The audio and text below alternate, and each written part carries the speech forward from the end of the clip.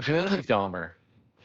Jeffrey Dahmer, also known as the Milwaukee Cannibal, was responsible for the horrific murders of 17 young men and boys. Dahmer lured young, primarily black, Latino, and Asian men back to his apartment with the promise of money or sex. His victims were given drug-laced alcohol before being strangled to death. Between 1978 and 1991, only a lucky few escaped with their lives, all of which reported Dahmer to the police. But how did Dahmer evade the police for so long? How did these survivors escape?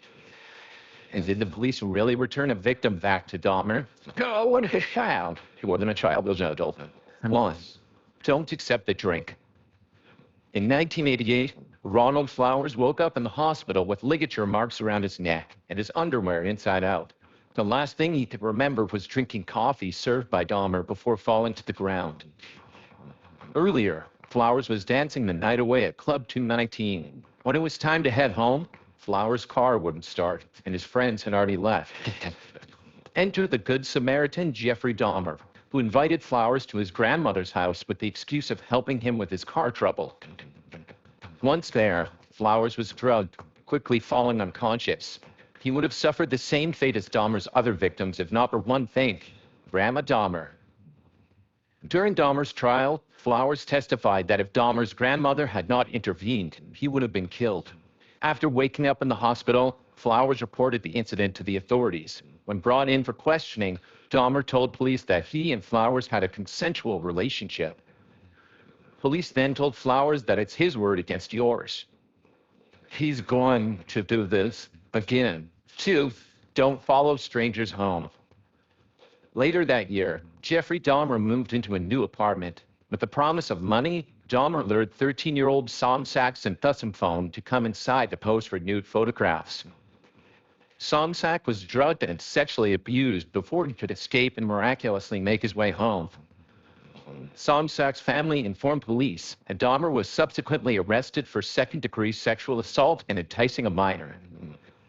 He was sentenced to just a year in prison with work release and 5 years probation tacked on. In 1991, while still on probation, he murdered Somsak's own younger brother, 14-year-old Connor Axon Thusumphone. Somsak's brother almost escaped, but was returned to Dahmer after the killer insisted to police that Connor Act was his 19-year-old friend who had gotten drunk. Yeah, the police gave back a 14-year-old boy to Jeffrey Dahmer. After Connor Act's murder, the Thusumphone family filed a lawsuit against the city of Milwaukee and the police department. 3, hold police accountable. On July 22, 1991, Dahmer's terrifying murder spree finally ended, and it's all thanks to Tracy Edwards. Earlier in the day, Dahmer offered Edwards money to come to his apartment. Once Edwards entered, he was handcuffed and threatened with a knife. Edwards was taken to the bedroom, where he was held captive as Dahmer watched a movie and rambled on.